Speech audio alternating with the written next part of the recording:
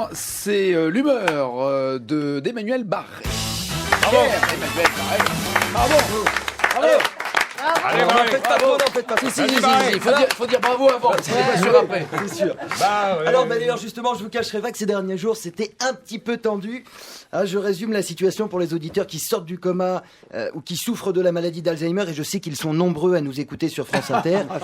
Il y a eu une petite altercation à la rédaction de Charlie Hebdo, deux types un peu grognons qui sont venus se plaindre d'un dessin. Le débat a été clos assez rapidement, puisqu'ils ont tué tout le monde. On dit que la plume est plus forte que l'épée. Force est de reconnaître qu'en combat rapproché, la Kalachnikov conserve un certain avantage.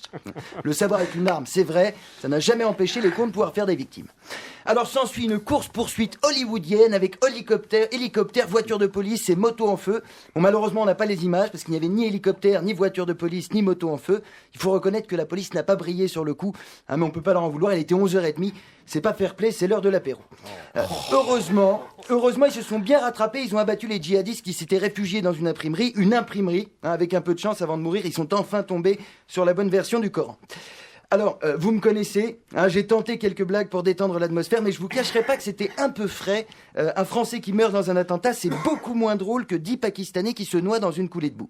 Dans le journalisme, c'est ce qu'on appelle la loi du mort-kilomètre. J'explique brièvement pour ceux qui ne connaissent pas. Un mort à 1 kilomètre égale 1000 morts à 1000 kilomètres. Par exemple, si Daniel meurt maintenant, je serai plus choqué que Nagui, parce que je suis assis juste à côté de lui. Philippe Catherine, qui est à l'autre bout de la table, il en a rien à foutre, il est bien prévenu. Alors, c'est une loi qui s'est vérifiée la semaine dernière, puisque pendant que 17 personnes étaient tuées à Paris, Boko Haram rasait 16 villages au Nigeria en laissant quelques 2000 cadavres qui n'avaient même pas fait de dessin. C'était un carnage, on aurait dit la Roumanie en moins bien. Je suis venu pour mettre un peu d'ambiance. Ça marche. Mais bon, c'est à 6000 km. 2000 morts à 6000 km, c'est l'équivalent d'un mec qui saigne du nez à Paris. C'est rien du tout. Alors bien sûr, je dis pas qu'on en fait trop. Une marche citoyenne pour défendre la liberté de la presse, c'est toujours bon à prendre.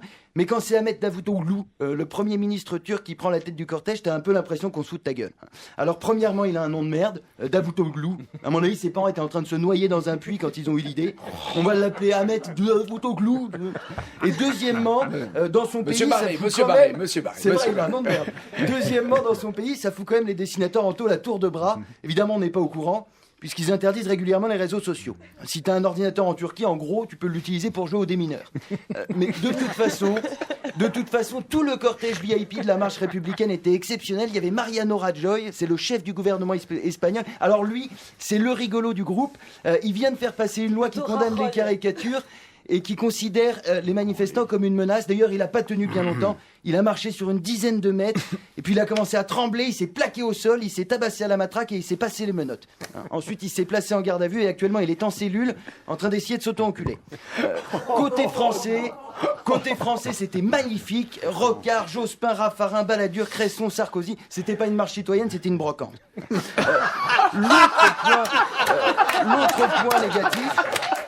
Autre point négatif, c'est bien sûr que ce genre d'événement va permettre au gouvernement de se lâcher un peu sur les lois liberticides. Je veux pas plomber la journée, mais ça pue le Patriot Act à la Manuel Valls.